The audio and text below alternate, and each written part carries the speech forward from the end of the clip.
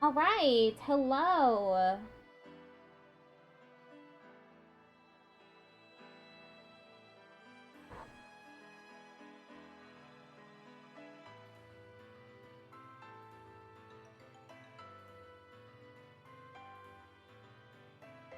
I just need to go live on TikTok and YouTube. YouTube first.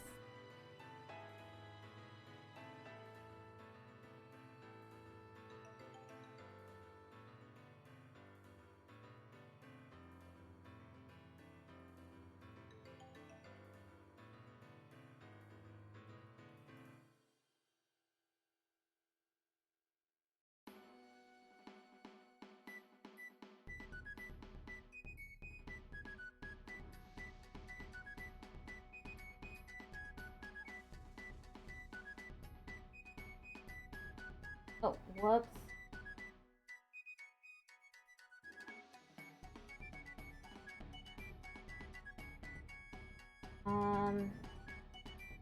I accidentally have it set to metaphor.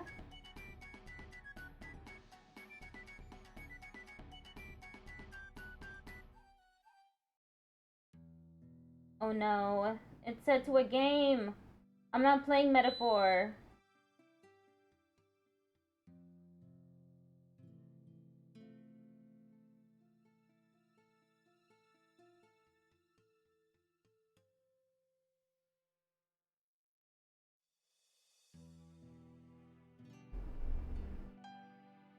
Okay, that's the best I'm gonna get. I have it set to others. My bad, everyone on TikTok. I did not mean to do that.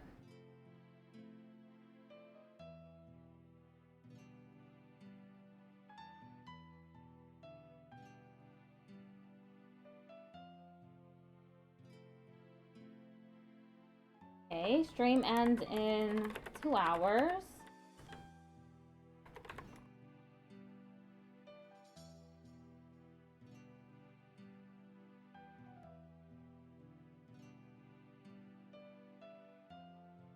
And, okay, so today we're doing stenography practice again. I paused the music. I should start the music back up. And check my audio on TikTok. Start the captions.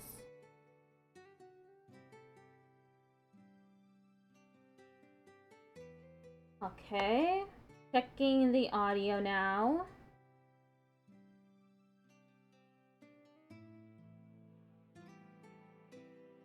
All right, audio is fine.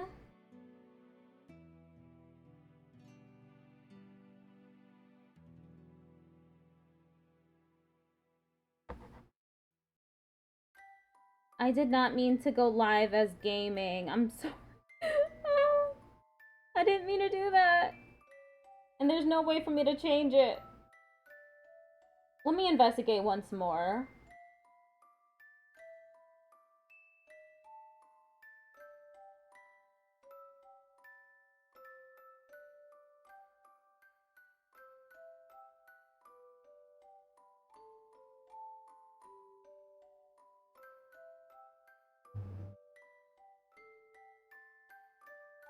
Yeah, it does not look like I can change it from gaming. People are gonna be so confused, seeing that it says other games. In reality, I'm not playing a video game. Doing stenography practice.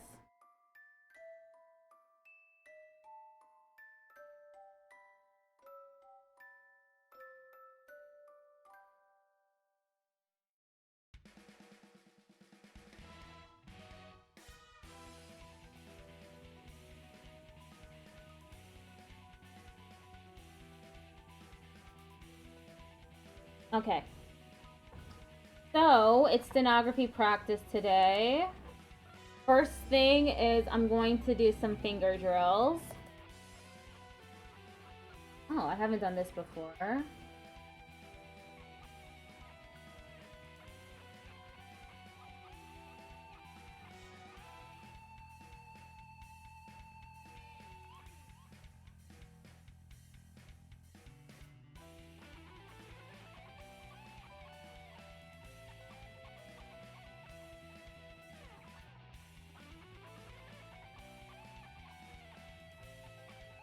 Try that again.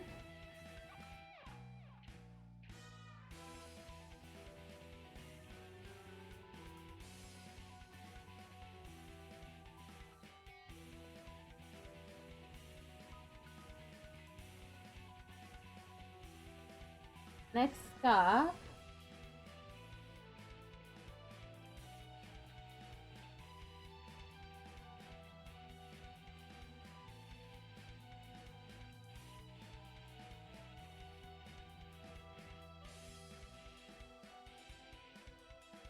okay, SKWROSPWA.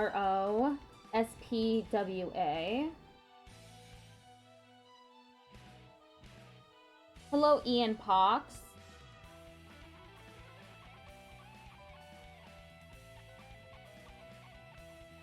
How are you doing today? What is this? This is stenography. I'm just doing finger drills right now, but I'm planning on doing a textbook practice, which is just me copying all the text from a textbook, and then I'm gonna be writing to an audiobook. Stenography is when you use a form of shorthand to take down dictation. So it can be pen, machine, or voice. Voice meaning microphone. I have a machine, so I'm doing machine shorthand. I'm doing finger drills right now to prep myself for the rest of the stream. They're pretty difficult.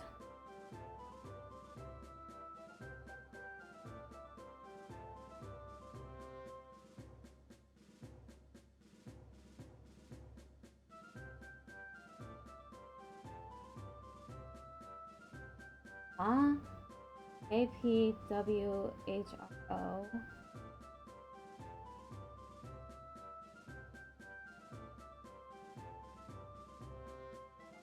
This one's hard for me to wrap my head around. I'm going so slow.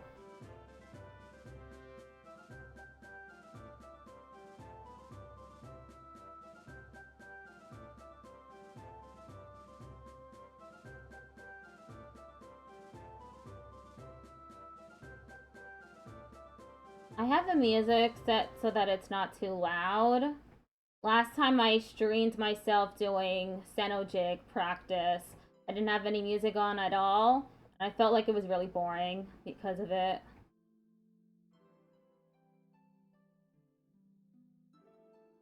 That was 49 strokes per minute. Damn. That one was tough.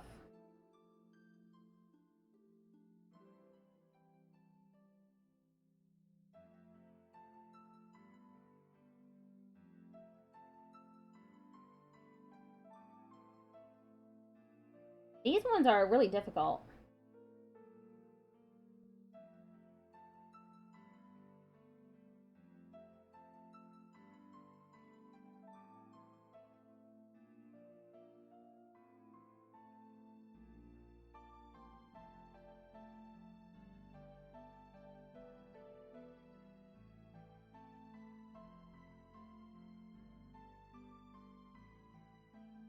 $60 strokes per minute.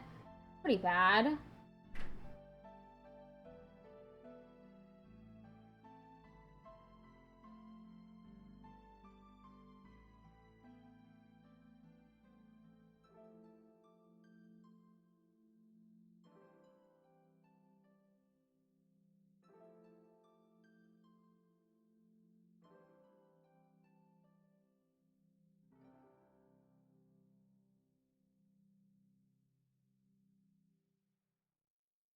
$83 is better than before.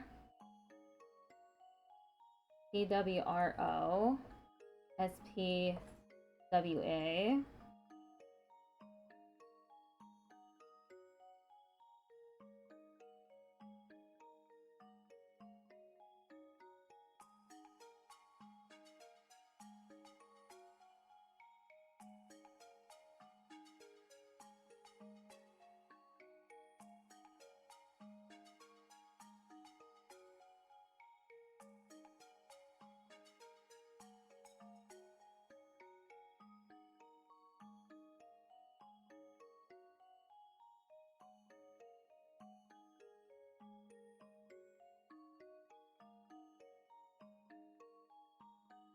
56.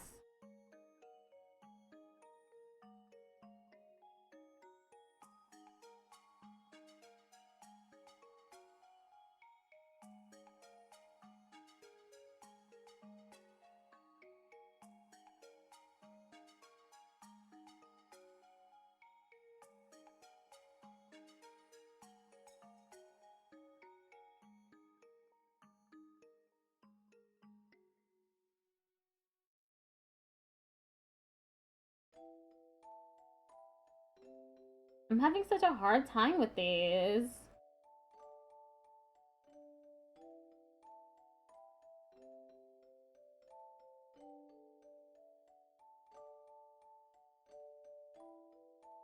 $55?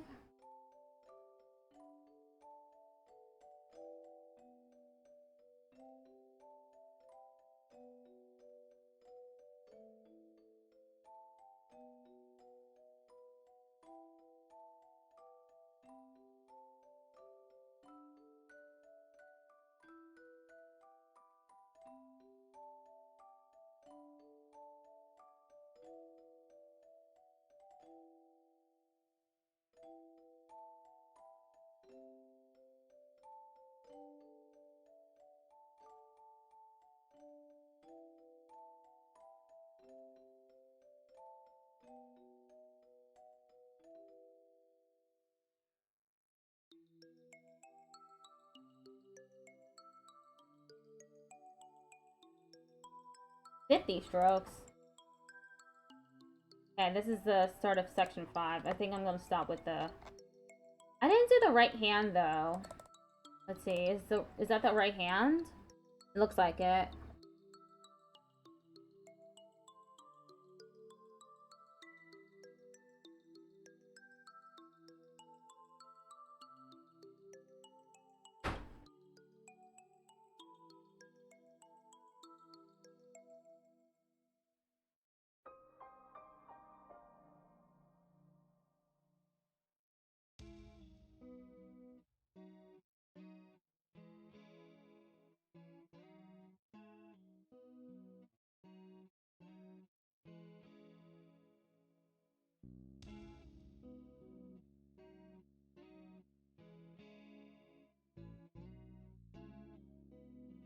Let me try that again.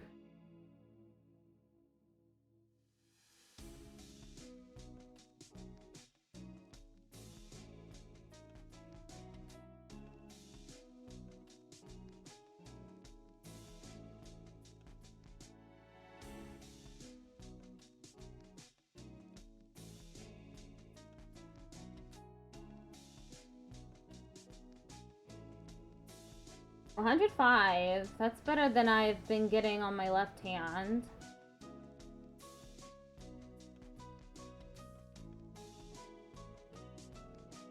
This one should be better.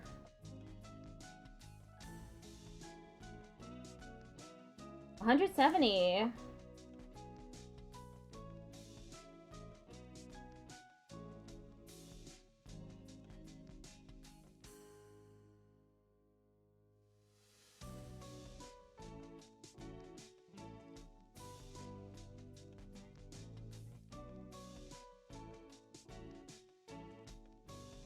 $128.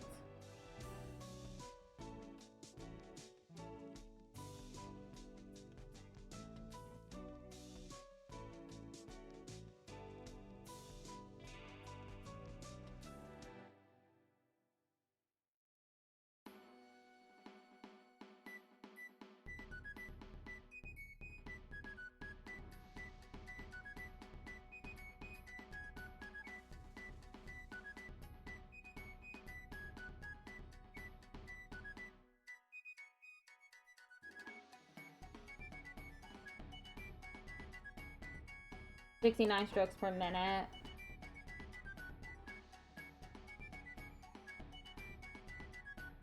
ULD PT.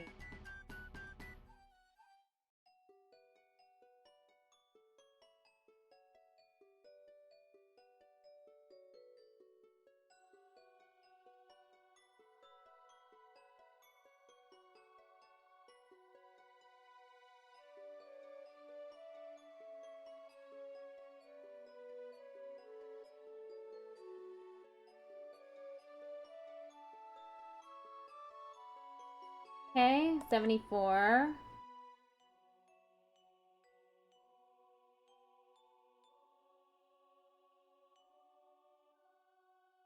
God.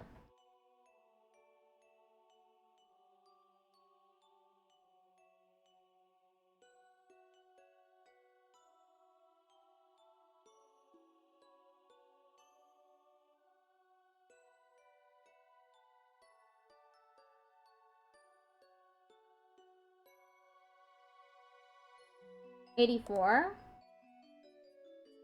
I'm only on number 8.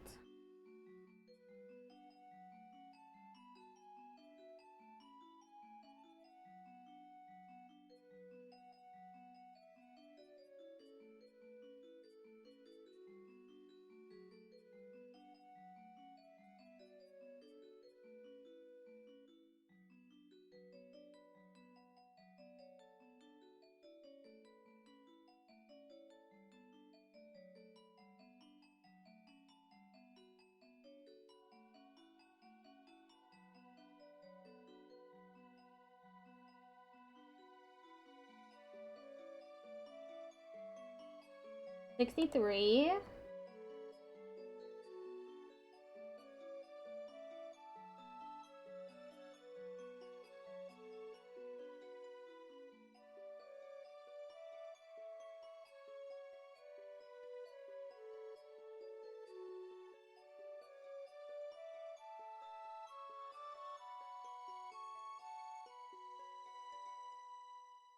$110. Whoops.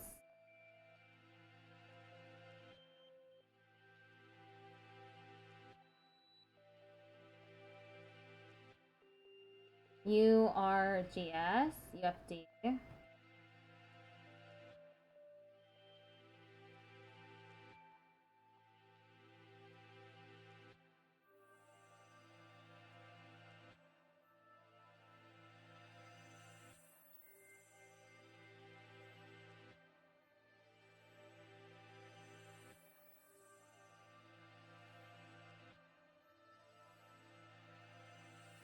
$95.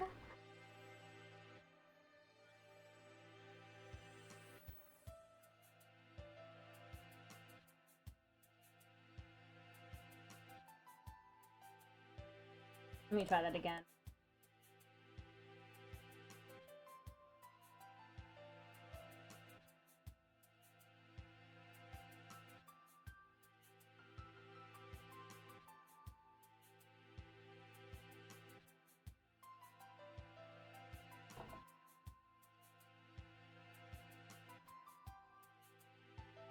$125.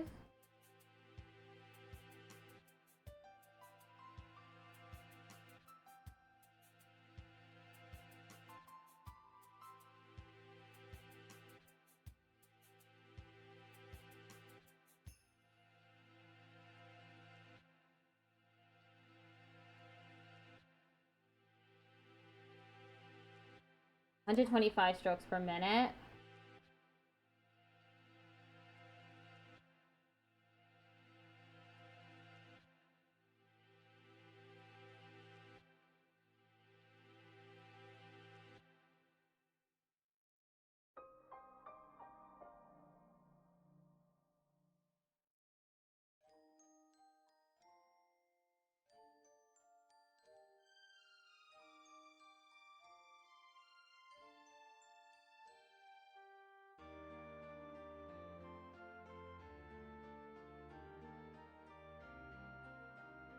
$69.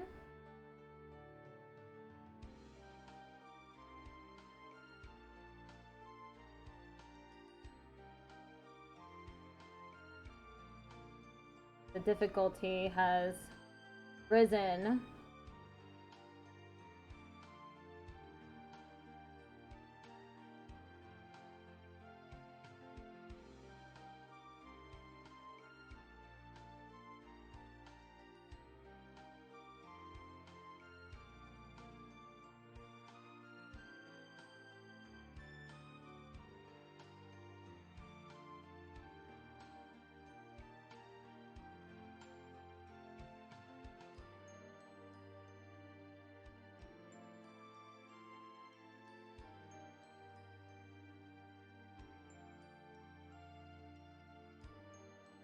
Geez, 46.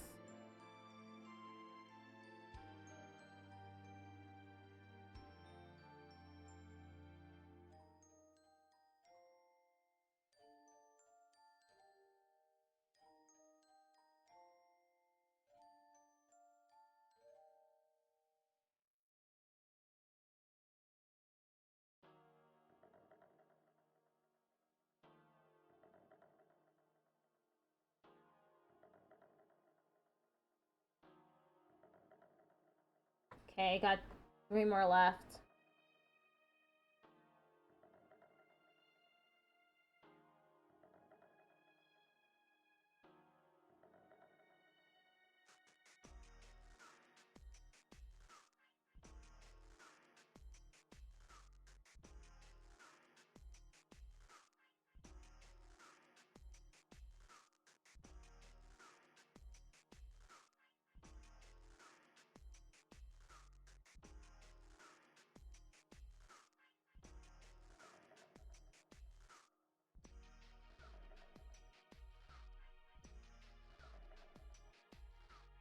Okay, next one.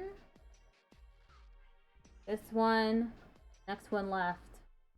Then I'm gonna do quotes for a little bit.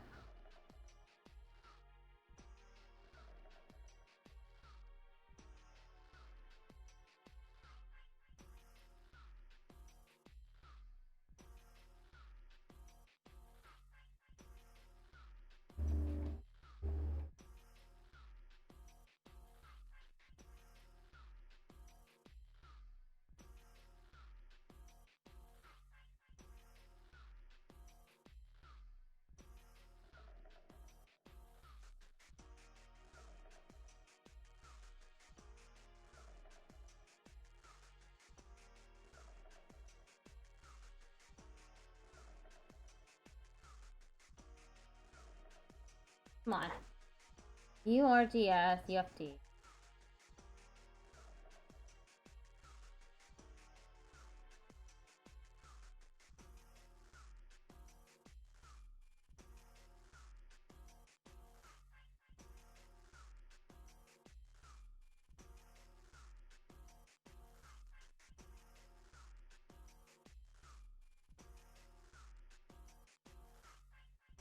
Okay, first, I'm going to do the 100 most common words. Add my dictionaries back in.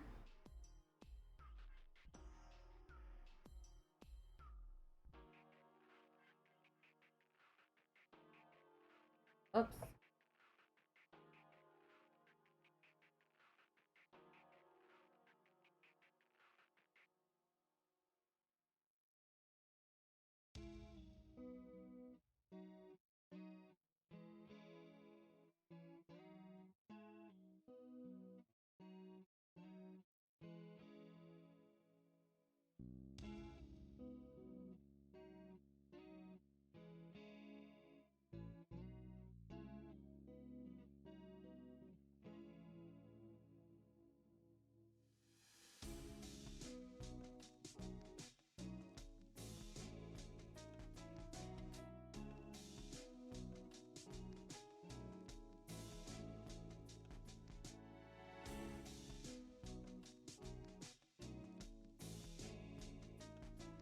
That was 97 words per minute. I think I can do better.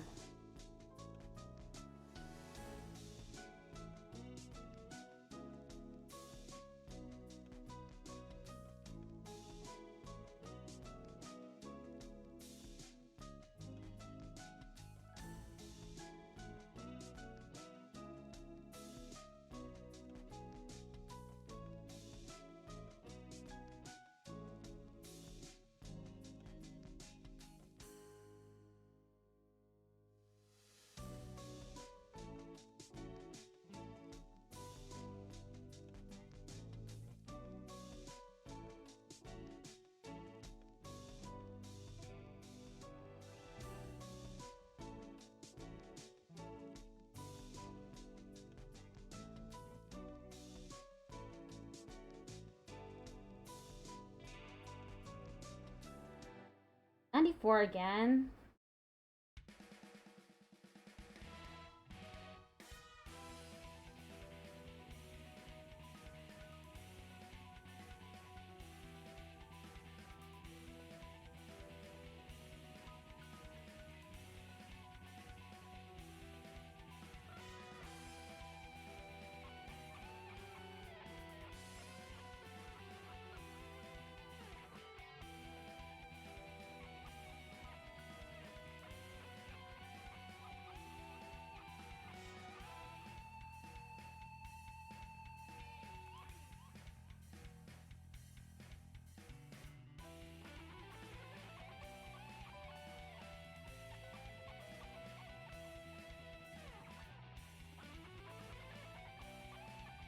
$110 this time. I'm content with that.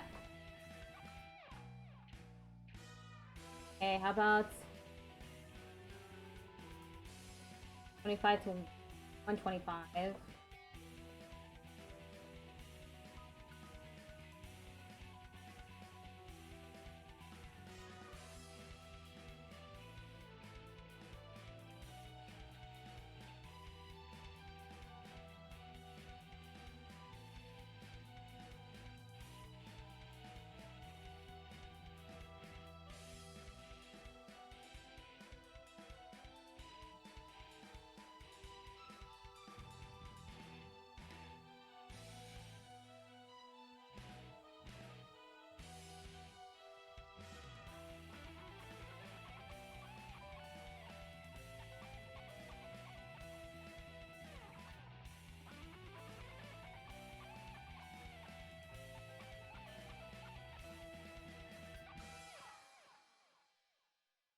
$110 again.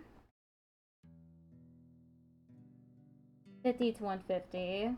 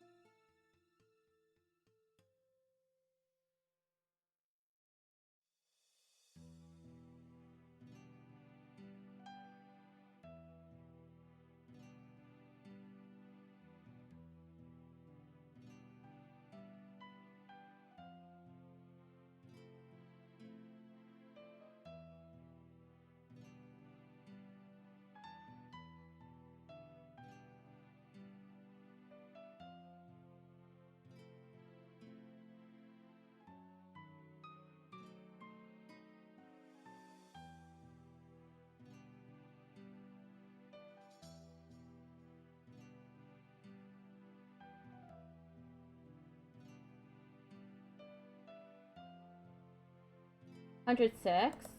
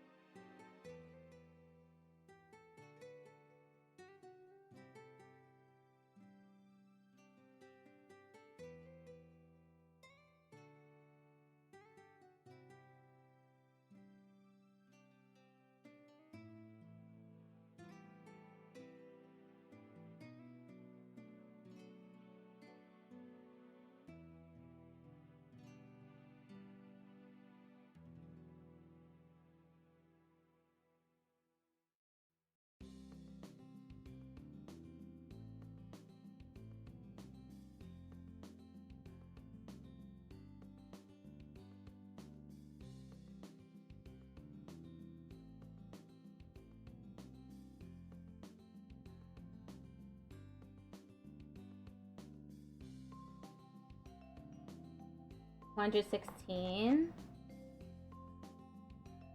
A last. Those. I'm doing 100 to 200.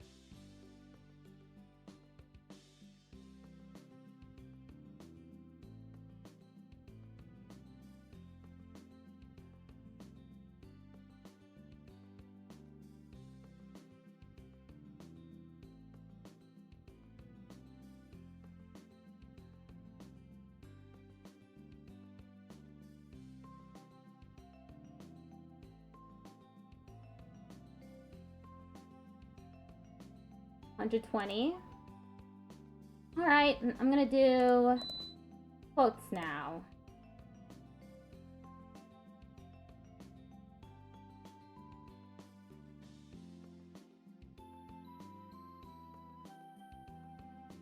Need water.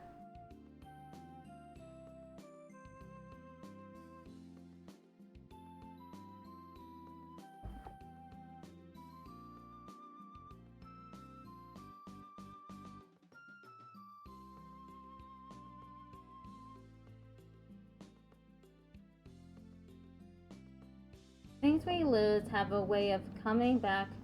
Oh wait, never mind. Harry Potter, no. I haven't understood a bar of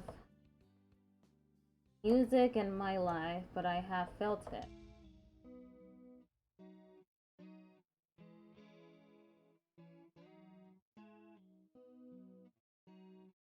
$139.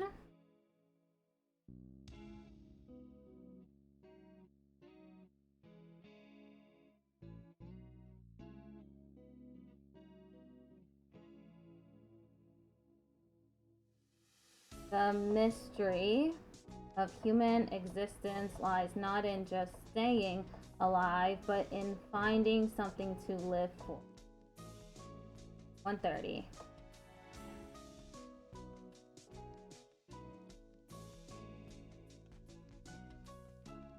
You may have done some bad things, but that doesn't mean you're a bad kid. You may have done some bad things, but that doesn't mean you're a bad kid. Where is the lookup? Right here.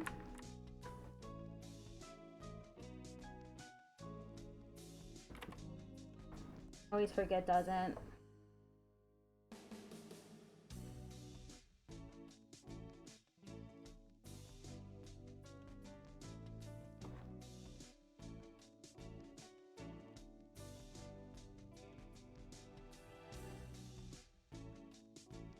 That's 145 words per minute.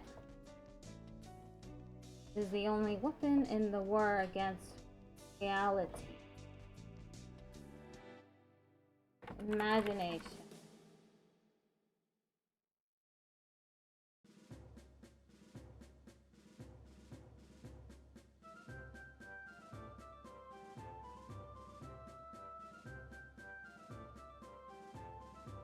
Don't be pushed around by the fears in your mind. Be led by the dreams in your heart. Try that again. Don't be pushed around by the fears in your mind. Be led by the dreams in your heart. 147. You only live once, but if you do it right, once is enough. 164.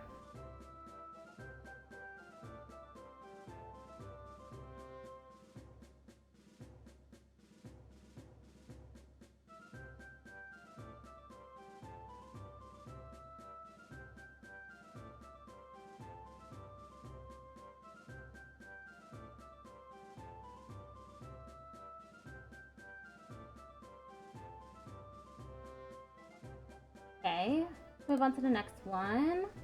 One must be a fox to recognize traps, a lion to fight off wolves.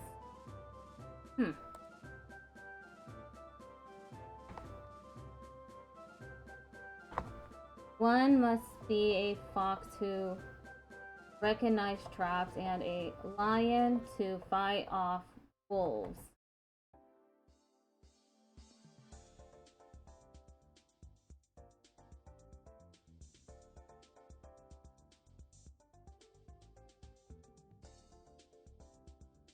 I'll be fine. I'll be waiting, patient, until you see the signs and come running to my open arms.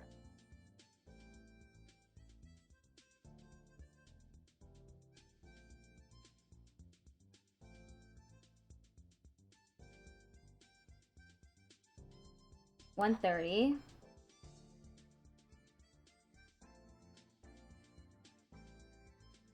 show me a pay stub for 72,000. I quit my job right now and work for you. 88 words per minute.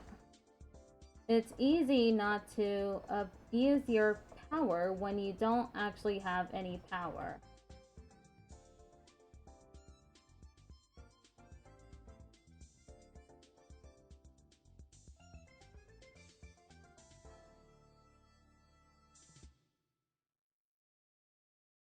Live as if you were to die tomorrow. Learn as if you were to live forever. This is a modern fairy tale. No happy endings, no wind in our sails. In the midst of friends, home, and kind parents, she was alone. Oh, we could be the stars falling from the sky, shining how we want, brighter than the sun. 147. 1 and 1 and 1 is 3.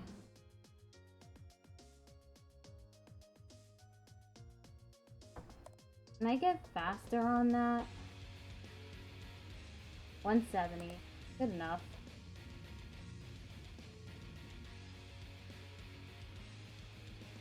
$188. Cool. Speed. I am speed. 1 winner. 42 losers. I eat losers for breakfast. Putting more makeup on the mask that we wear. Turning the night lights on in the daytime to scare. I've never felt this healthy before. I've never wanted something rational. I don't want to live someone. How do I write someone else again?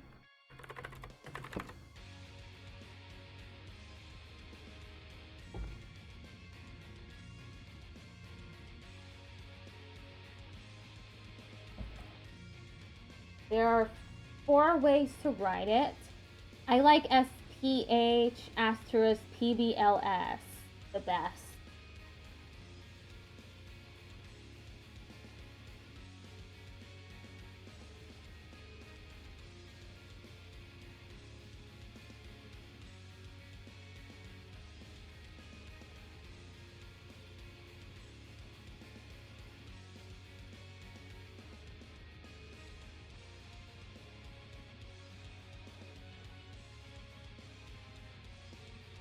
Okay, I'm just gonna move on.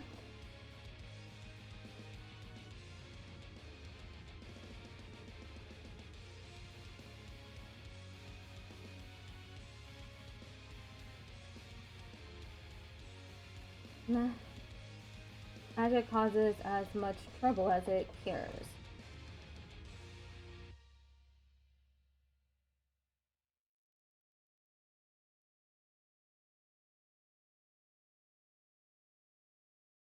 Causes as much trouble as it cures. They told me that you had gone totally insane and that your methods were unsound. You're not a drop in the ocean, nor the entire ocean in a drop. 156. I don't think I've ever been to an appointment in my life where I wanted the other guy to show up.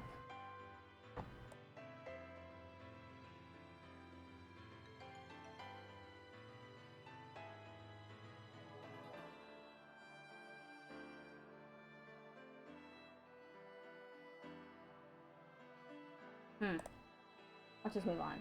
There were to be something non-empty. There would then be something called empty. You will never be able to love anybody else until you love yourself. I don't like quotes like that. Some people are like clouds. When they disappear, it's a beautiful day. You are willing to die, you coward, but not to live.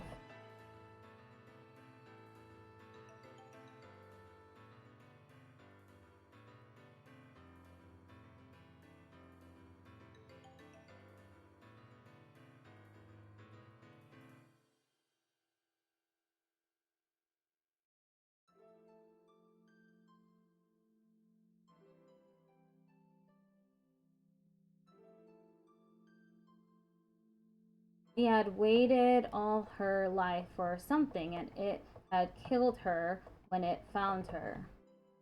154. Everybody thinks they are protecting and defending their people, but we are all people, right? You don't need a weatherman to know which way the wind blows.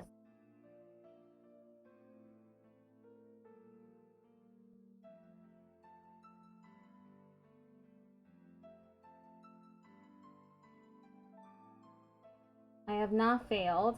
I've just found 10,000 ways that won't work.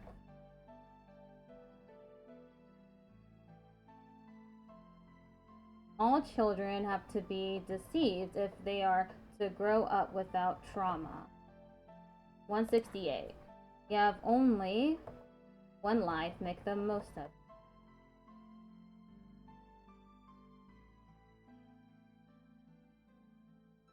170. You have the power to heal your life, and you need to know that.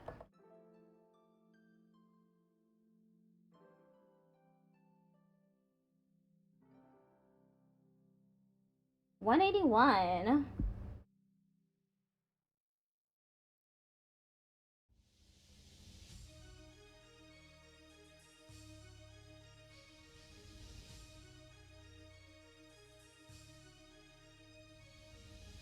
Under 2.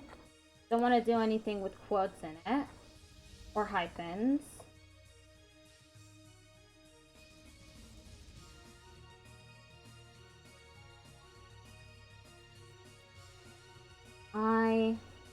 I am he, as you are he, as you are me, and we are all together. 69 words per minute. If you only do what you can do, you will never be more than who you are now. 158. Okay, after this one, I'm gonna switch over to the legal terminology textbook.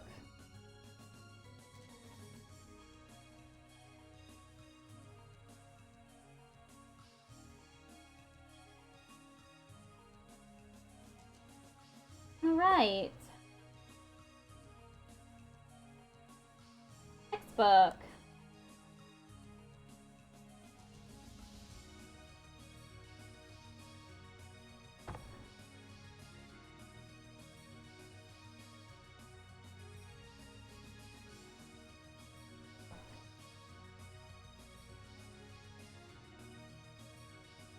There, I've just adjusted everything.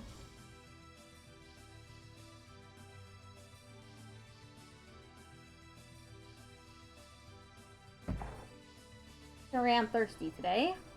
Principal criminal categories.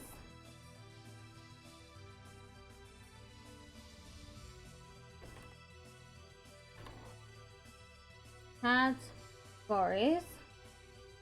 Crimes are divided into 3 principal groups: treason, felonies, and misdemeanors.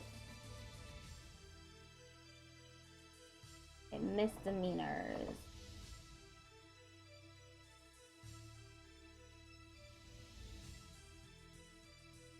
Under the common law of England, treason was divided into high treason,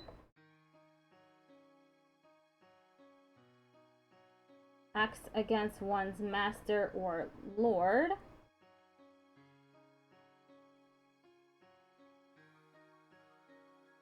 such a division, oh, wrote that wrong, into high treason and petite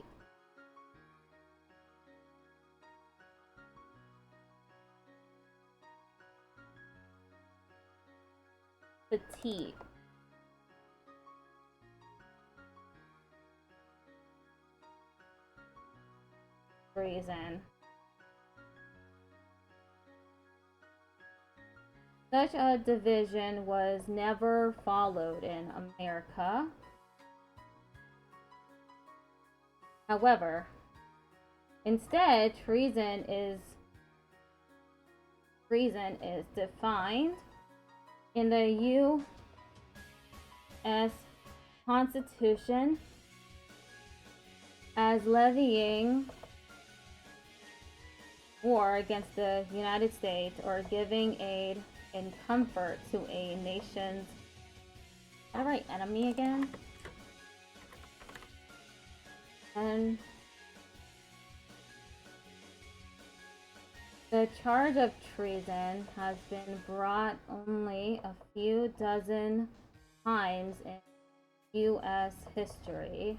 The first treason charge since the end of World War II era was brought in 2006 against Adam Gadon, a California man who appeared in propaganda videos for Al Qaeda.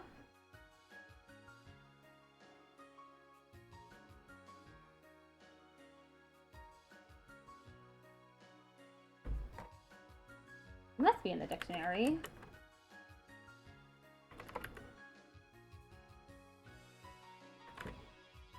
It's not.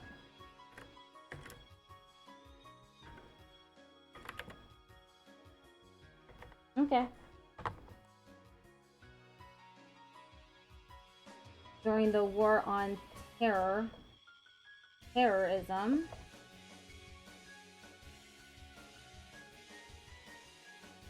at the time of the treason indictment, the Don's whereabouts were unknown, and in 2015, he was killed by a drone strike in Pakistan.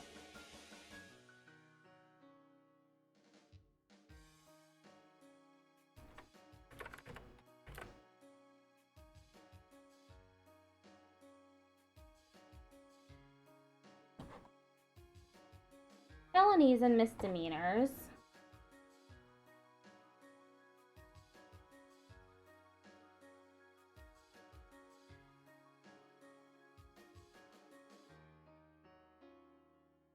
A felony is a major crime, although its exact definition differs from state to state.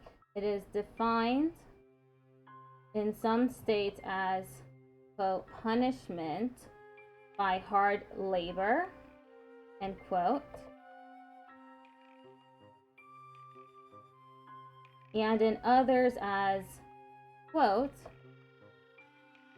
an infamous crime, end quote, or a crime subject to, quote, infamous punishment, end quote.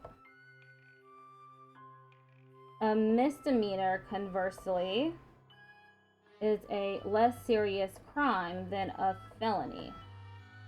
Many states distinguish between a felony and a misdemeanor by the length of incarceration, confinement, involved in the sentence. For example, in Massachusetts, A crime punishable by death or imprisonment in the state prison is a felony. All other crimes are misdemeanors.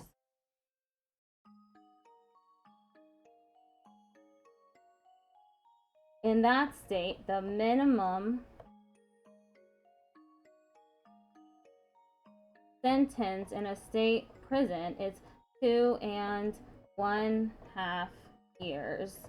Many states have classified felonies and misdemeanors according to punishment by using a lettering or numbering system. A Class A felony, for example, would have a different punishment from a Class B felony.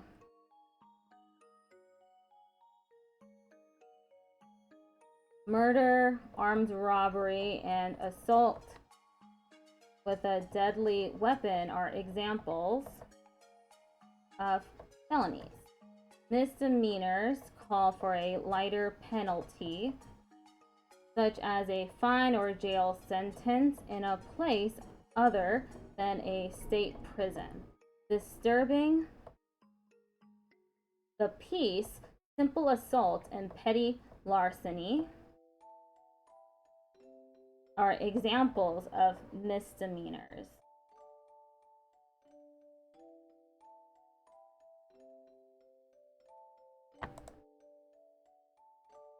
Accomplices. The crime of conspiracy is when 2 or more people agree to commit an unlawful act. A conspiracy exists even when the crime or unlawful act that was agreed upon is never carried out. In some states, proof of an agreement between the parties to commit a criminal or unlawful act is all that is necessary to convict the parties of conspiracy. In many states, however, to obtain a conviction,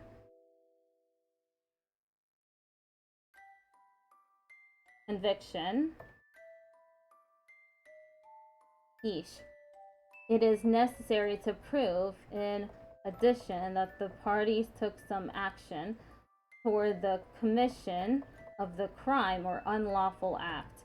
Anyone who takes part with another in the commission of a crime is called an accomplice. Principal in the first degree. A principal in the first degree is a person who commits a felony either by his or her own hand or through an innocent agent. A principal in the first degree is the one, for instance, who pulls the trigger or strikes the blow. One who intentionally places poison in a glass, for example, would be considered a principal in the first degree, even if the glass containing the poison was delivered to the victim by an innocent third person.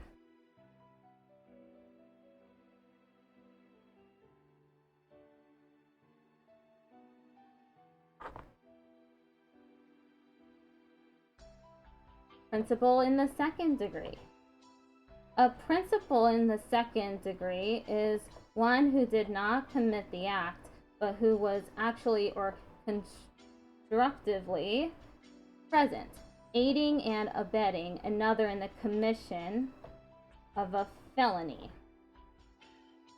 Aiding and abetting means participating in the crime by giving assistance or encouragement. One who was positioned outside as a lookout, for example, while his or her companions are inside committing burglary,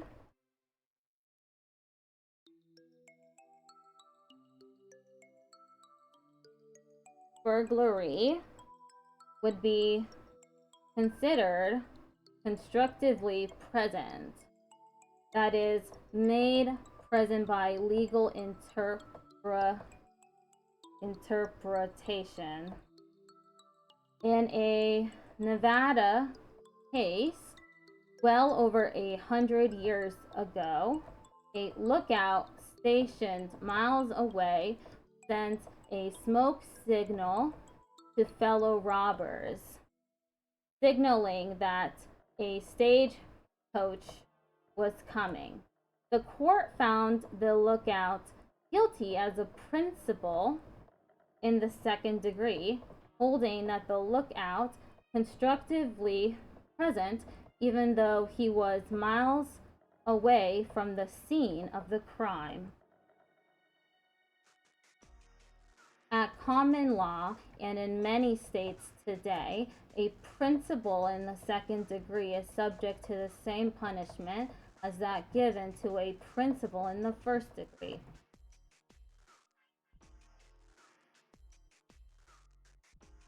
Accessory before the fact. An accessory before the fact is one who procures, counsels, or commands another to commit a felony, but who is not present when the felony is committed. Mere knowledge that a crime is going to be committed by another person is not enough to become an accessory before the fact to the crime that is subsequently committed by the other person. However, it must be shown that the accessory before the fact was active in inducing or bringing about the felony. Let me drink some more water.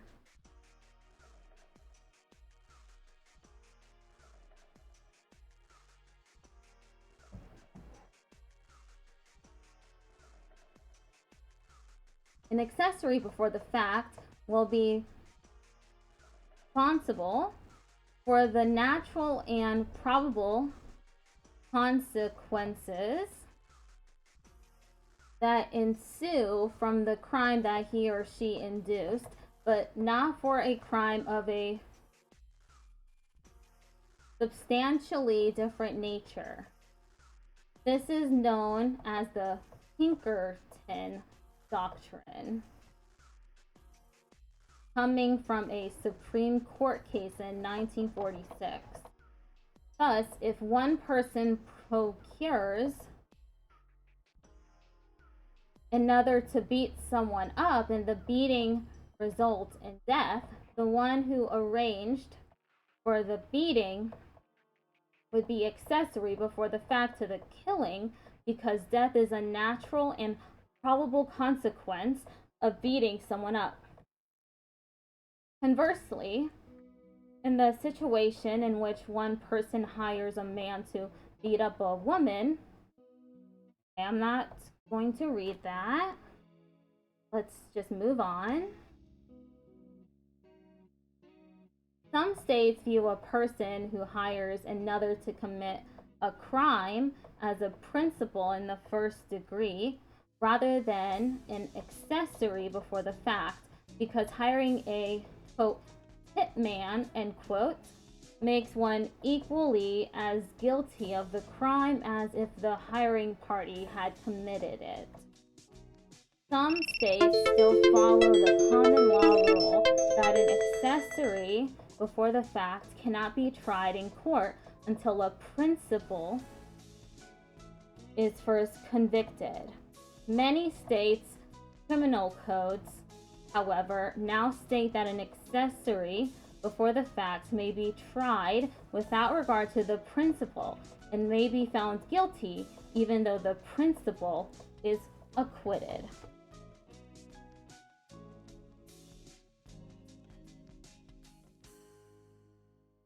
Ad break is starting soon. 20 seconds. accessory after the fact.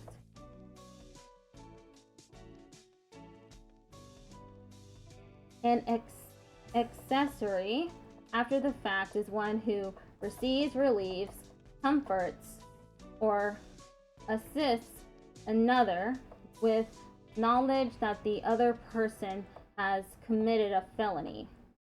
To be convicted of being an accessory after the fact, a felony must have been committed by another person, and the accessory after the fact must intend that that person avoid or escape detention, arrest, trial, or punishment.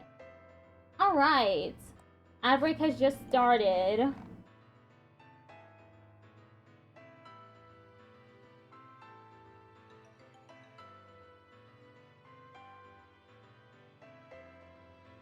I'm gonna finish up this chapter and then I'm gonna move on to the audiobook.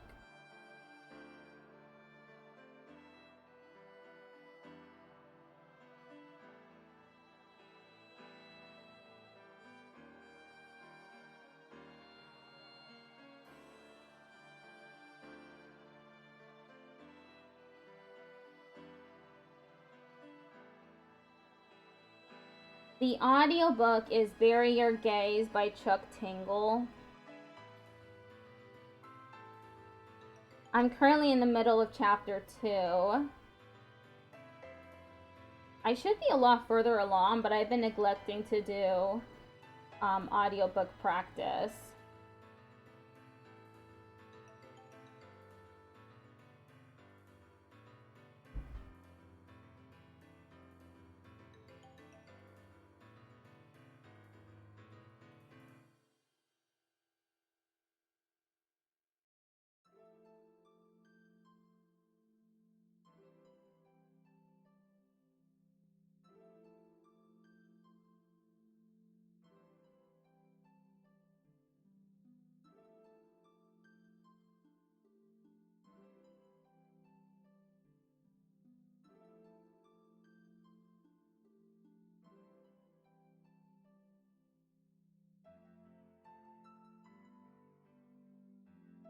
I wonder what TikTok means when it says that inactivity has been detected during my live, because I'm obviously talking and there's music playing in the background.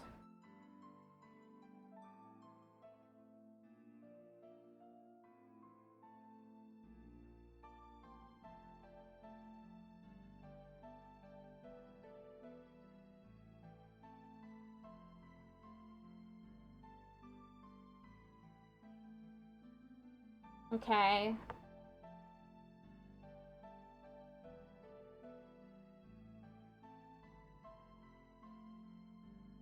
Ad break is about to end.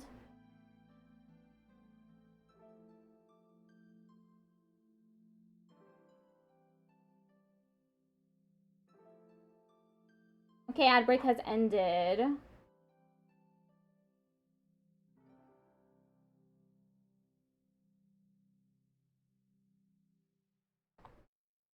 Historically,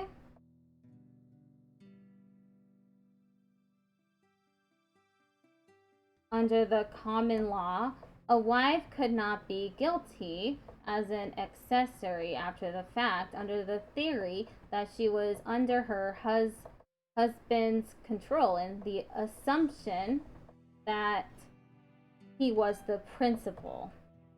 Modern statutes have extended that exception, although for a different reason, to include close relatives as well.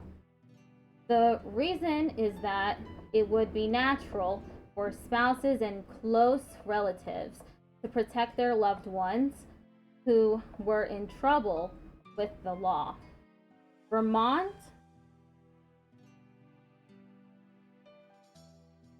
Vermont and Massachusetts, for example, do not allow a criminal's spouse, parent, grandparent, child, grandchild, or brother or sister to be convicted of being an accessory after the fact to the criminal. Indiana, however, limits the family protection for assisting a criminal. Hi, Patrick. To the perpetrators. I'll go stenography. It's going. I think I'm going pretty fast. Perpetrator.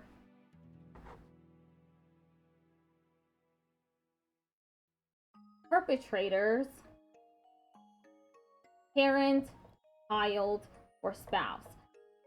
For example, if a mother harbors her son from the police after knowing he has committed a felony, she would not be charged as an accessory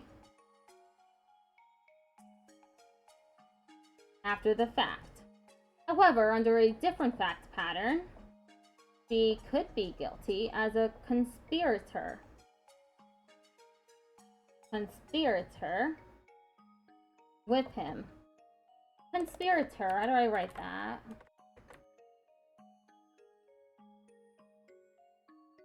Conspirator.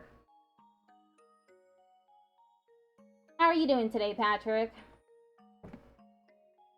I am running out of water.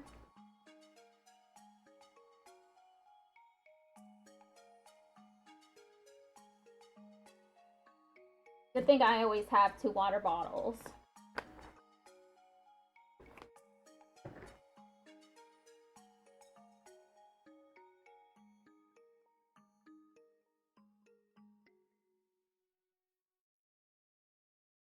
How long is this chapter?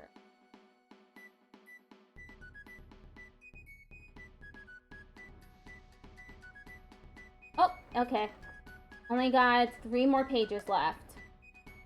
You're doing great today, honestly. That's awesome.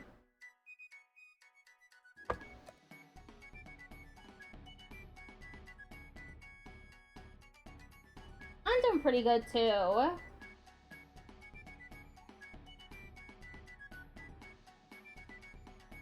It's just a little hot in here.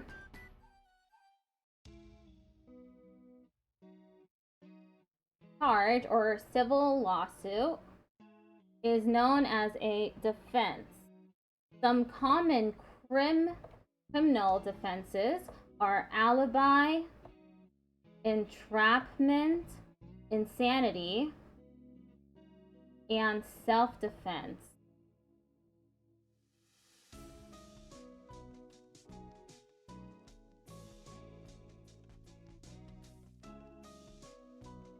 Alibi is a defense that places the defendant in a different place than the crime scene so that it would have been impossible to commit the crime.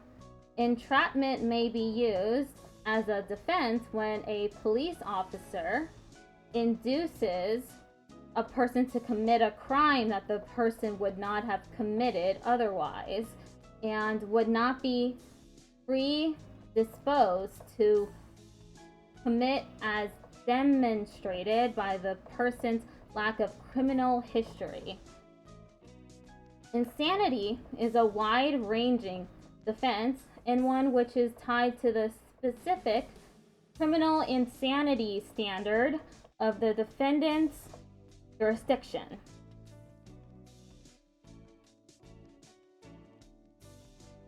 How do I write essentially? Okay. Essentially, insanity is payable to the mentally ill defendants who can prove that at the time of their crimes, they did not know the difference between right and wrong or did not appreciate the criminality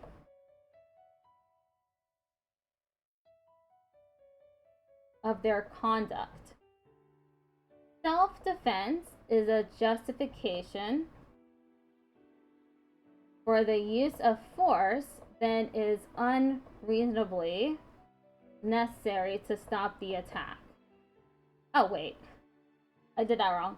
Self-defense is a justification for the use of force in resisting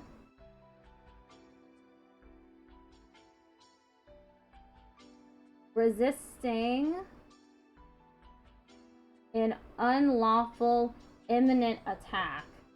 Those claiming self-defense may use no more force than is reasonably necessary to stop the attack. Some states require someone claiming self-defense to have first attempted retreat from the imminent attack, if reasonably possible, except when that person is in his or her own home. One defense that rarely ever works, assuming it is allowed in a jurisdiction, is a defense of intoxication. This defense is based on the idea that someone might be unable to form the mens rea. How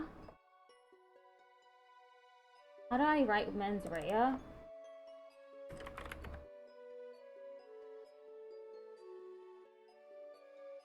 The mens rea to commit a crime if he or she is so intoxicated, which would include being under the influence of drugs as well.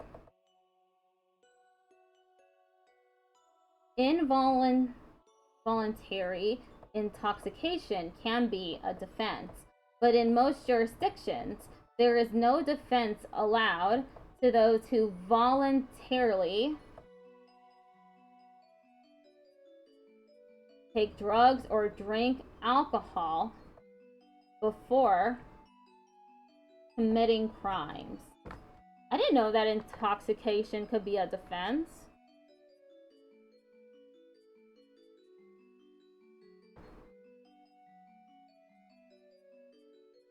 Constitutional protections for defendants. The U.S.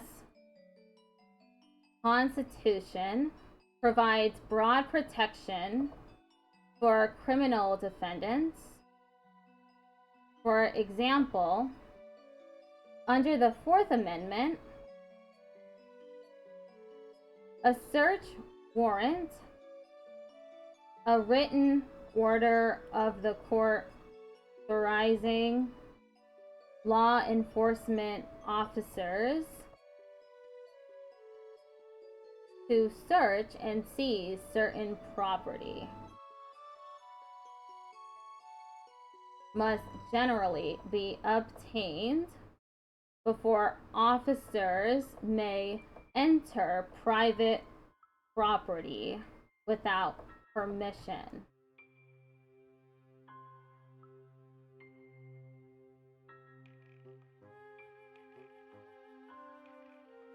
A search warrant is not needed to seize items that are in plain view of a lawfully positioned police officer.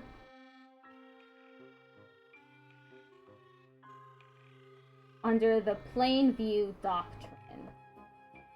Likewise, a search warrant is not needed in exigent circumstances, such as the hot pursuit doctrine, which is at issue when police pursue a fleeing suspect into a private area, and such flight puts others' safety at risk. Similarly, under the stop and frisk rule, a police officer who reasonably believes a person is acting suspiciously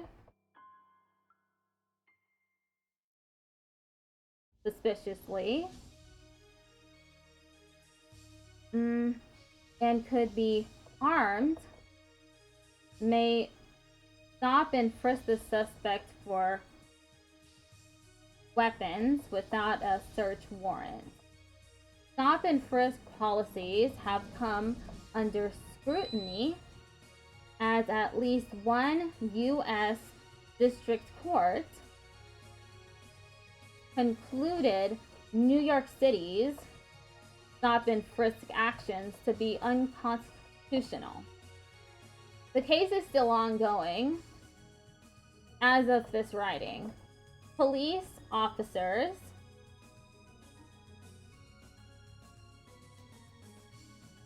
have limited rights to frisk someone who has been arrested. Police officers are also allowed to stop and search a motor vehicle. That's a motorcycle. Motor vehicle. And to order all passengers out of the vehicle, but only when they have probable cause to do so.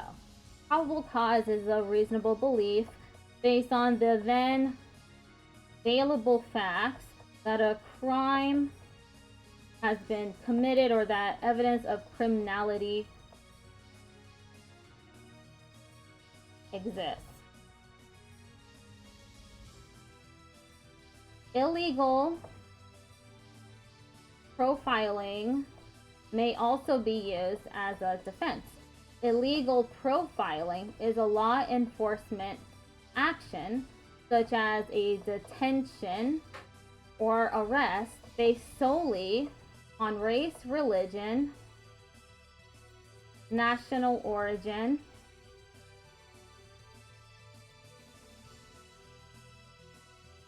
ethnicity, gender, or sexual orientation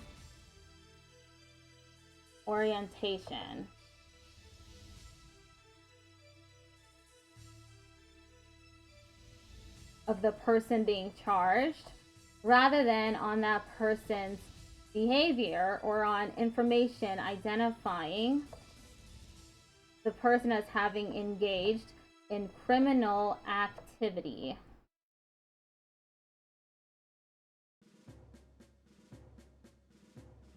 There. Under the exclusionary rule, a doctrine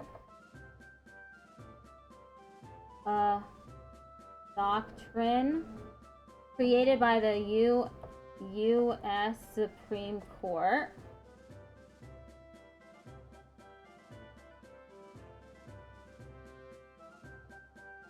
evidence obtained during an unconstitutional obtained by an unconstitutional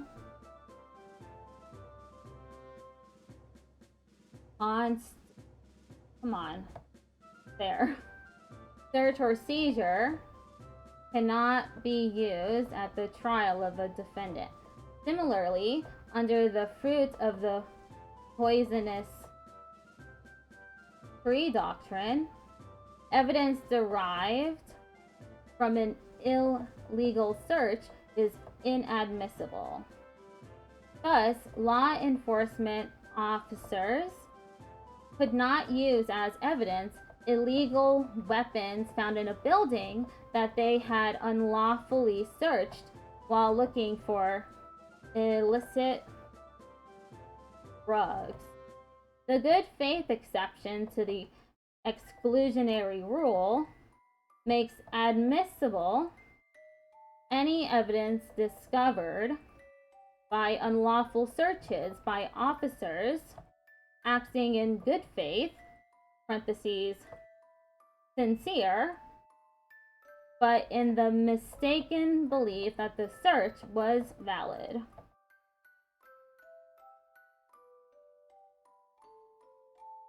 Okay, I think this is the last page. Yes, this is the last page. Cyber crimes. Cyber law.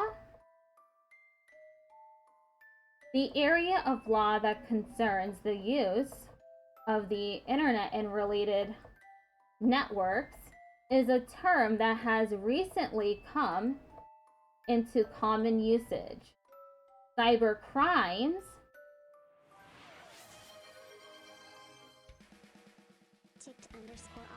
_alpha_Patrick just yeehaw. Thank you for the yeehaw. I just took the opportunity to drink some water. I didn't realize how dry my mouth was. Cyber crimes.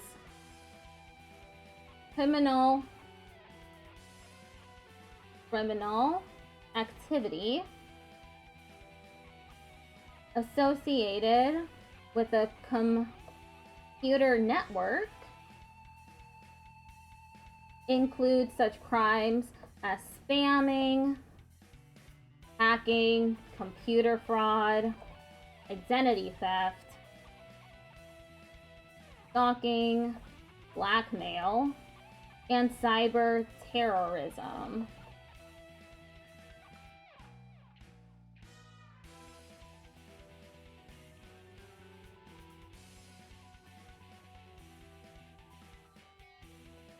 For instance, drug trafficking,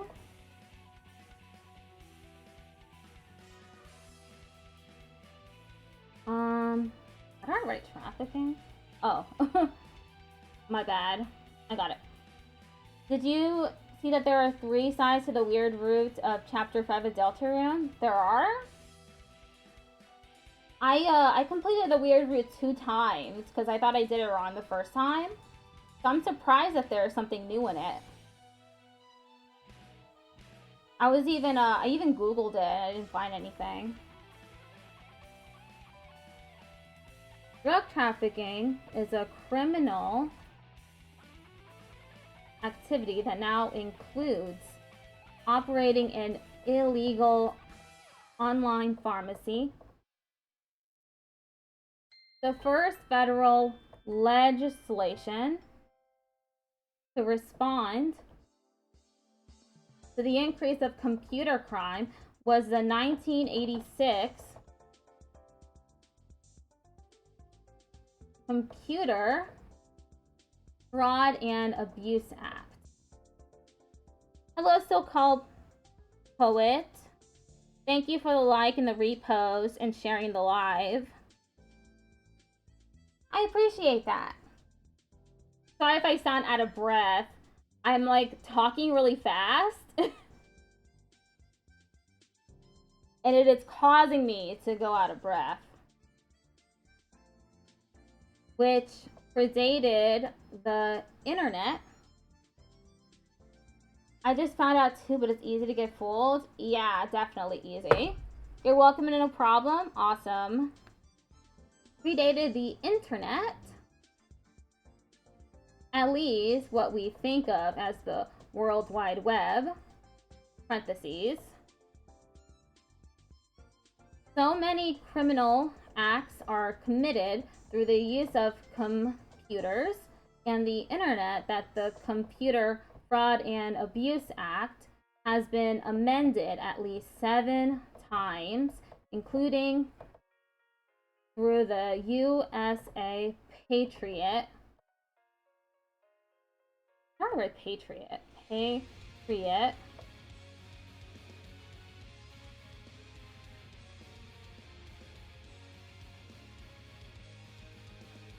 Okay, Patriot Act, passed after 9/11.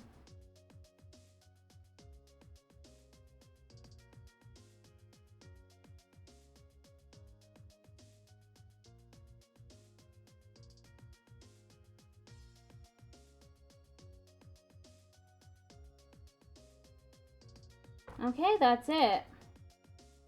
Let me just go to the next chapter. Crimes against property.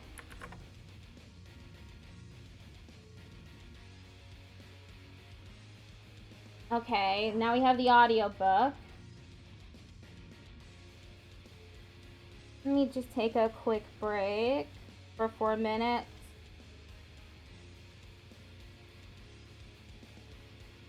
I am in the middle of chapter 2. It's a flashback to 1996 when the main character was a child. Love the new layout. Yeah, this is my stenography layout. The other layout that I use is for video games.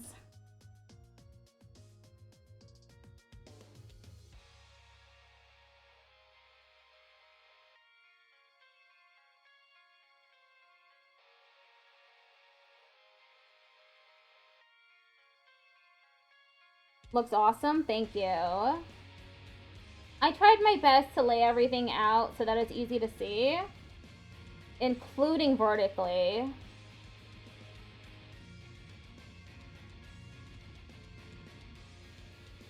I've got the SVG Steno layout display up above next to the words per minute meter and the lookup window.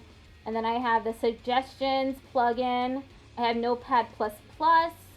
And then in the upper left corner, that's just the browser.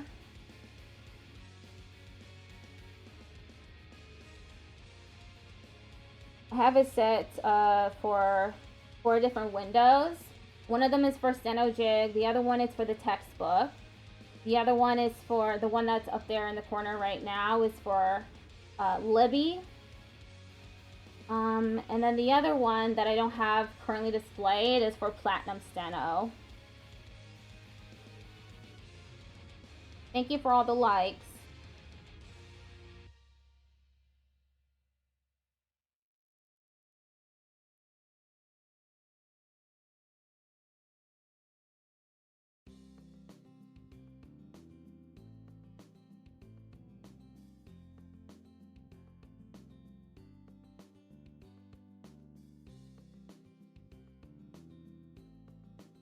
Okay, I think I'll continue the audiobook now.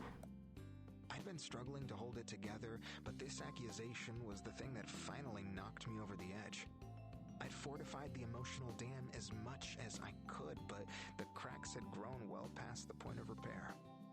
The next thing I knew, the levee had broken, washing through me and provoking my body to spin away from my friends in a sobbing mess. I put some distance between myself and the group, snot running down my face as I hurried for the stairs and began my ascent. "Hey, come back!" Lance cried out. "He's just kidding!" But he wasn't kidding. And he wasn't wrong. I did have a crush on Agent Martin. After pleading with my mom to not send Richie home, I finally returned to my friends in the basement. Nobody mentioned my outburst.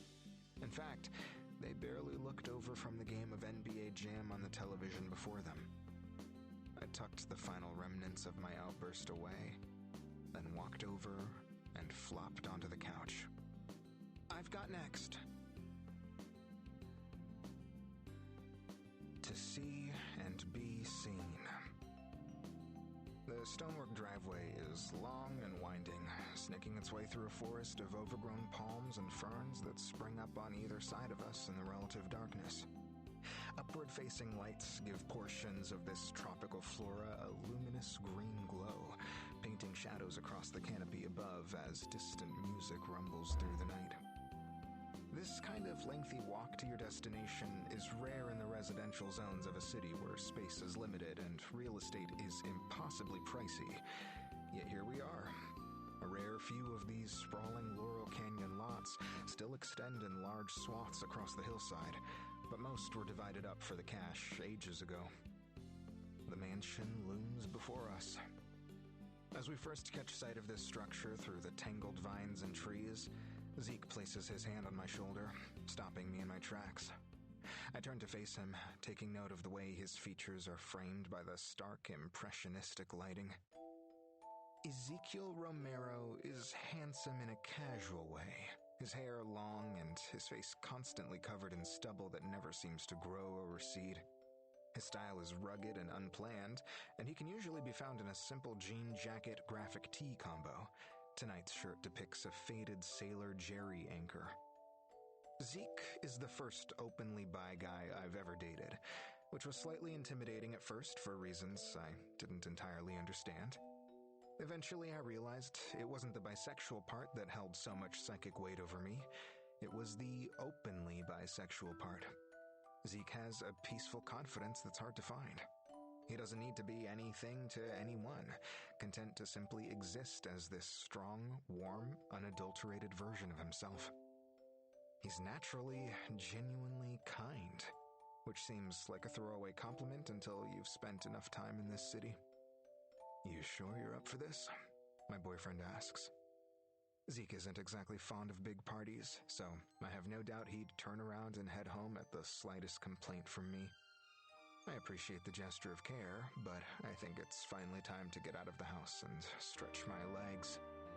It's been a little less than 2 weeks since Raymond Nelson died a few feet away from me, the man's blood literally staining my clothes and painting my face, and my mind has finally started to settle. For a while, sleeping was difficult. Musings of my own eventual death, enjoying a top slot on my private anxiety leaderboard. But gradually, the dread has melted away, now simmering in the background of my thoughts instead of parading through the forefront. It's not completely gone, not by a long shot, but we're getting there. A night out to celebrate my friend's birthday seems like just the thing to shift my focus from the doom and gloom of mortality. "I'll be okay," I assure Zeke, "but let's not stick around too long." The driveway ends at a large loop with a fountain in the middle. Beyond this is an enormous mission-style home with a wraparound deck up top and expansive floor-to-ceiling windows in the front.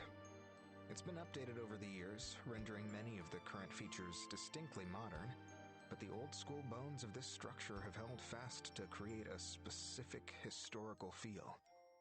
It has the vibe of a reasonably maintained haunted house belonging to a ghostly A-list actor.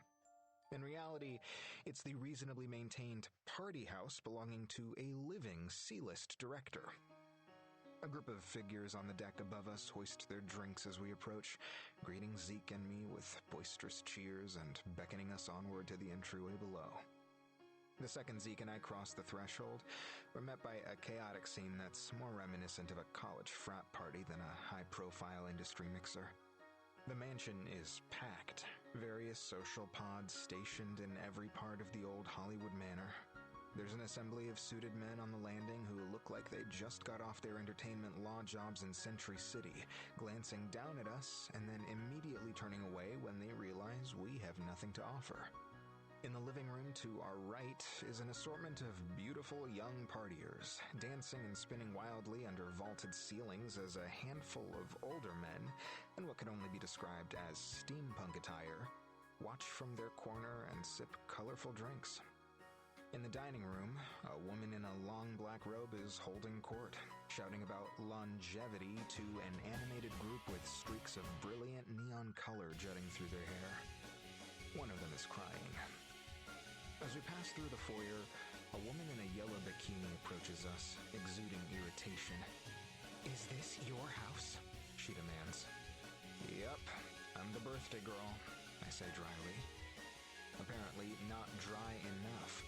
The woman grabs my hand and starts pulling me along behind her, prompting Zeke to follow as we weave through the crowd. We're escorted into a kitchen crammed with folks in various stages of undress. One of the men wearing little more than an illuminated LED bunny helmet and cooking a steak as though he's performing a DJ set. We arrive in the backyard, finding ourselves atop a staircase that curves down through the ferns and emerges into a lush poolside grotto. From up here, I have a great perspective on the entire scene below. Swimmers treading in the water's undulating blue glow, shadows huddled around a fire pit and passing a blunt, a guy in the corner making various patterns with multicolored lights attached to his fingertips. Our bikini-clad guide points us toward the hot tub. This tiny partitioned section of the lagoon showcases a single man, his bald head tucked halfway under the water's surface so that his mouth is completely submerged. Around the tub, a handful of women are talking loudly with one another, just as annoyed as the one who came to get us. "What's the problem?" Zeke asks our new friend. "Can you get him to stop messing with the water?" the woman pleads. "He turned the heater off." It appears the guy in the hot tub has noticed our conversation and is now taking evasive action. He pops through the surface, just enough to yell across the backyard with an exasperated explanation. It's isolation tank temperature. It's a hot tub. The woman next to us screams, causing the man to simply shake his head and dip back below the water. I can't help the laughter that bubbles out of my throat, but directly following this joyful outburst trails something else. I can feel my heart flutter a bit, a concerning double thump that gives me pause. Anxiety comes and goes as it pleases. The vision of the accident punctures my mind's eye. A single, unmoving frame of the aftermath that my brain decided was a perfect snapshot. Raymond's body was obliterated by the falling piano, but in the blended Thank you for the hydrate imposter check. pulp of his meat, fat, and bones, a few notable pieces remained. The man's lower jaw was right there, sitting in the mess. What? Wait, what happened? Anxiety comes and goes as it pleases. The vision of the accident punctures my mind's eye. A single, unmoving frame of the aftermath that my brain decided was a perfect snapshot. Raymond's body was obliterated by the falling piano, but in the blended pulp of his meat, fat, and bones, a few notable pieces remained. This is he's thinking about it. Was right there, sitting in the mess, tongue still attached but torn awkwardly to the side like some silly cartoon expression. His forearm and hand were visible too, highlighted in the sea of red by some strange yellowish liquid that slowly pooled across the pavement. The flashback happens so fast and with such blinding potency that I stagger a bit, catching myself on the nearby stucco wall. "We should go," Zeke announces, breaking through the haze. He's the sensible one in this relationship. The guy who always sees a few steps ahead and uses his steady hand to keep us on the rails. For someone like me, Zeke is a lifesaver. But that doesn't mean I always listen to him when those warning bells chime. Instinctively, I shake my head. "We've gotta say hi to Blossom, then we'll get out of here." Before my boyfriend can respond, I'm pushing back into the house, returning to the crowd. "Where's Blossom?" I shout. "Blossom Baker. Anyone actually know the person who lives here?" It's not until I reach the foyer that someone finally throws a little useful information my way. "Blossom's upstairs," the partier informs me, then hesitates. "Hey, are you Misha Byrne?" "It's entirely possible." "Whoa, cool," he replies, satisfied with this answer. Zeke and I make our way up the staircase, pushing through the Century City guys and their slicked back hair to find ourselves on the upper landing. Here, the din of the party fades, overtaken by a strange, haunting drone that drifts through the darkness of a nearby hallway. On the second floor, most of the lights are off, cultivating a zone of slight unease. One of the few light sources is the pale glow from behind a door at the end of the hallway, the illumination dancing and moving in a strange repetitive loop. The door is half open, but we're too far away to see inside. "Blossom?" I call out. "Happy birthday!" There's no response, other than the long, sweeping tone that has since begun to shift and move, transforming into a heart-wrenching cinematic score. Along with the low rumble, an assortment of string instruments have joined the mix, and the resulting vibrations are nothing short of gorgeous. Zeke and I step closer, slowly making our way down the darkened hallway. If we were here for anyone else, I might just leave, but Blossom is too good a friend for that. Making a movie that goes sideways halfway through production creates a bond that's difficult to shake. I was doing rewrites until the bitter end, spending every day on set as the two of us struggled through budget cut after budget cut. Hard to believe it ended up being a massive hit. Zeke and I finally reach the door and push it open. The music is blasting now, rumbling through my bones with the full might of its intricate production. It's tragic and powerful and bittersweet in all the right ways, building to a crescendo that, even on the first listen, already has its emotional hooks deep inside my heart, ready to pull. A portable white screen sits near the far wall, raw documentary footage projecting across it. The clip features a young boy walking down a gravel road in black and white. He's smiling and cheerful, splashing through a puddle with his boots in the shade of a long cobblestone wall. Blossom sits at the center of the room, facing away from us in a swivel chair as she holds her arms wide open and sways from side to side. It looks like a state of prayer. Nearby, another figure is filming Blossom with a handheld digital camera. A watcher being watched. "Blossom!" I shout, struggling to push my voice above the music. "Blossom!" My second attempt does the trick, finally causing my friend to turn in her seat. Blossom leaps up in surprise when she sees us. She throws her arms around me, pulling me close, and when she finally steps back, I can see she's crying. "Are you okay?" I yell, motioning to her tears. My friend is confused at first, then a sudden realization causes her to burst out in a fit of laughter. She quickly hurries over and turns off the speakers, plunging us into a state of relative silence. "Oh my gods, I am so sorry." She sighs, still wiping away her tears as she extends her final word into a playfully long, almost musical expression. "I'm just starting to go through all these archives." She's dressed in her usual attire, a long flowing dress with wide-hanging sleeves and bright yellow flowers embroidered around the edges. Her hair is wavy and golden, parted down the middle to frame a uniquely expressive face that's absolutely covered in freckles. She looks like an extra from a Woodstock docudrama. "This is my boyfriend," I state, motioning to Zeke. "Ezekiel," he says, going in for a handshake and getting a powerful hug instead. "You've got an incredible presence," Blossom informs him. "Has anyone read your aura before? I can see it just popping off of you right now." She steps back a bit and then waves her hand above Zeke's head. "All green. Beautiful. How about me?" I ask. Blossom shakes her head.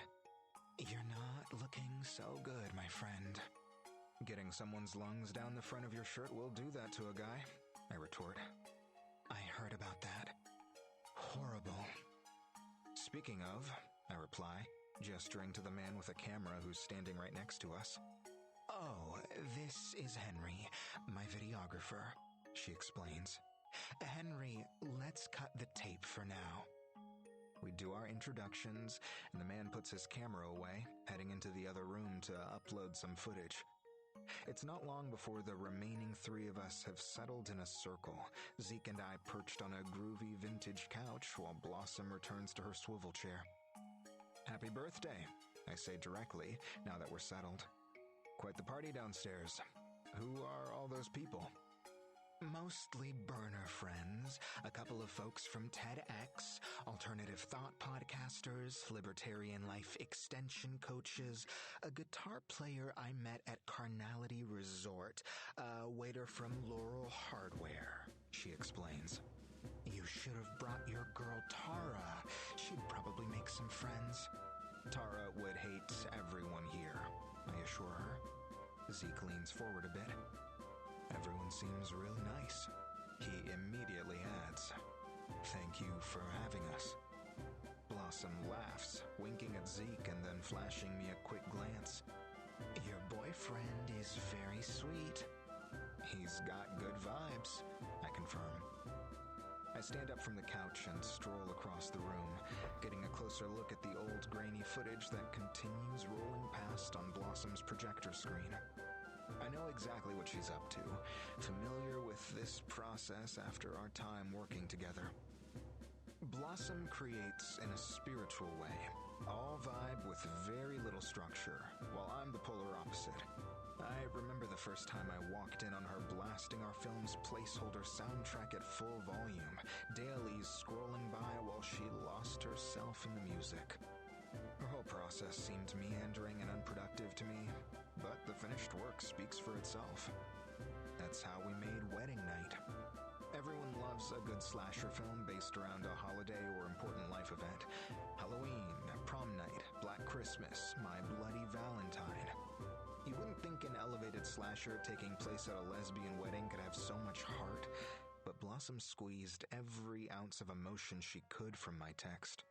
What I wrote was clever enough, a queer twist on old genre tropes, but Blossom's handheld style and gritty realism put it over the top. No wonder she's making a documentary now. The wedding night reviews were terrible, but horror hounds loved it. What is this? I questioned, nodding at the projection. You're doing a doc? Sure am. I should probably be downstairs, but this thing's got me by the heart. I can't stop thinking about it.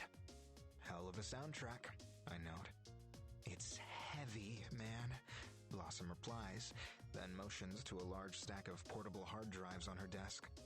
All this footage I'm gathering is kids who grew up to be queer pioneers in their own way. Icons, you know? I nod along, eyes still glued to the screen before me. The child who once played in puddles next to a cobblestone wall is now petting a dog in a field. They all took their own lives, Blossom states. My breath catches ever so slightly, the weight of what she's hoping to express with this footage finally landing. It's not just about real queer suicide, though, she explains.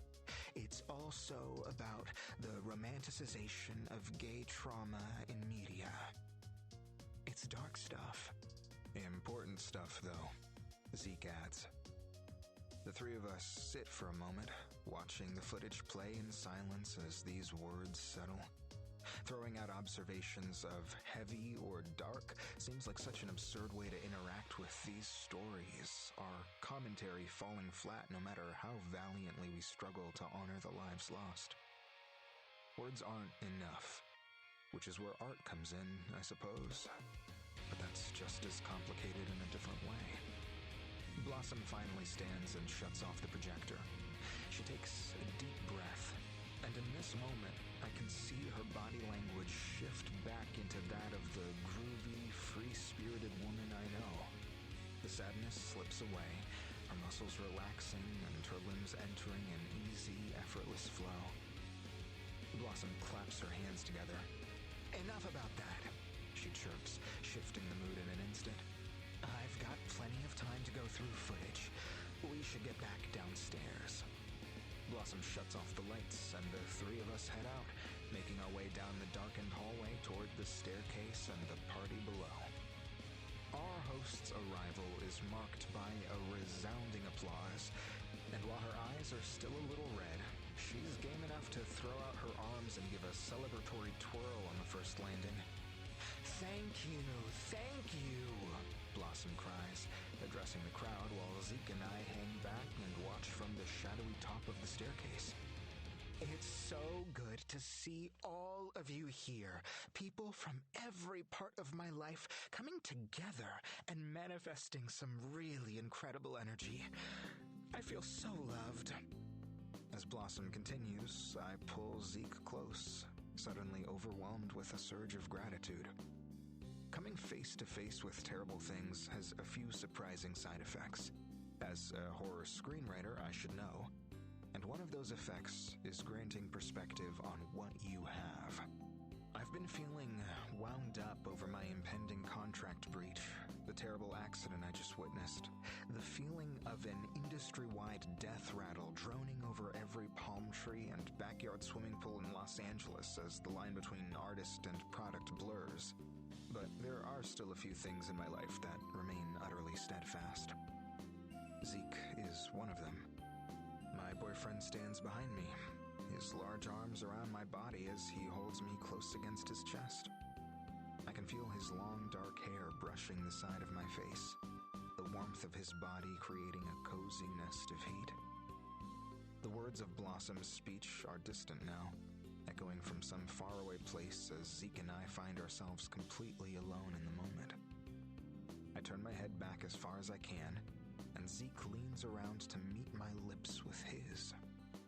We kiss deeply, eyes closed like this is some whimsical fairy tale. Who knows? Maybe it is. Hollywood can't help themselves when it comes to modern remakes. I open my eyes, but when I do, this poignant moment immediately shatters. In the black void of the upper landing, a pinpoint of red light has appeared, floating in the air. At first I assume it's the cherry of a sizzling crimson cigarette, but as my eyes adjust, I notice the shape of Blossom's videographer standing behind it, his camera pointed directly at us. Recording. Self-awareness slams into me like a punch to the gut, immediately causing my body to pull away from Zeke's. "Hey!"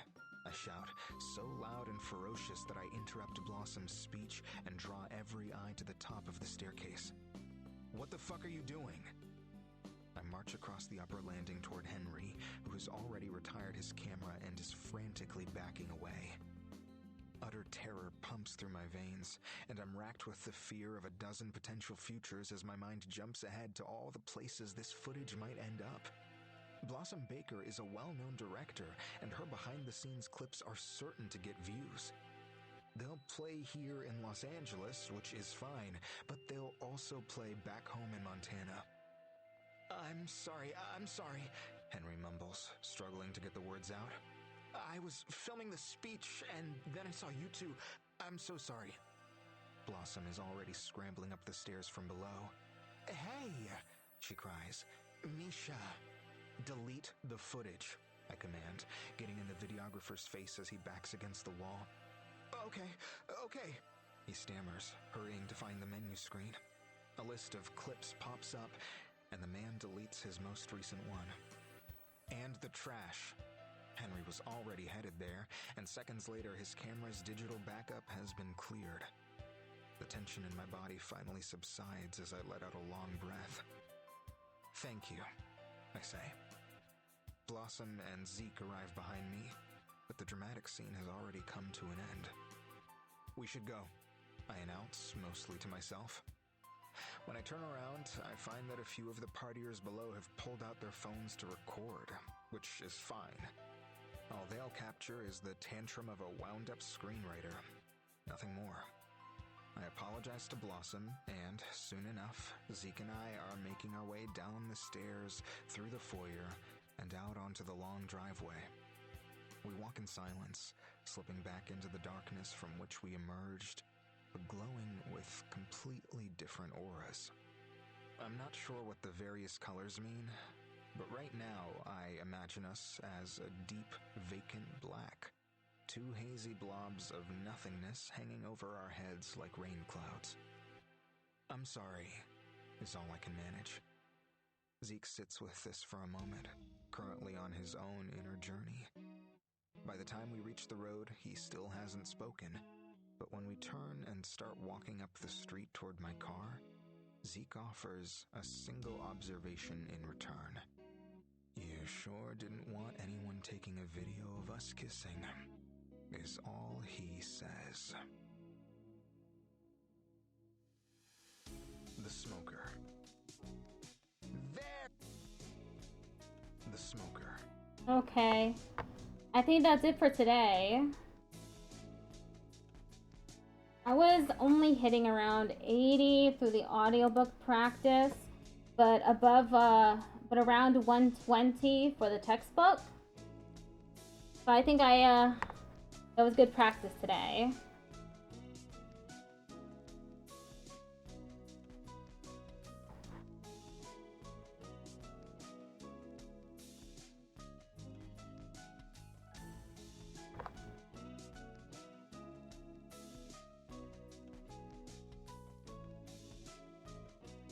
What am I gonna write?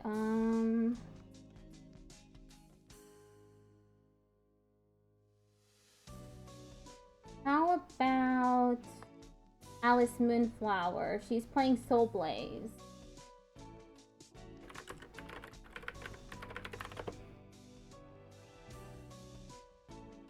I'll be back tomorrow for Digimon Story Time Stranger.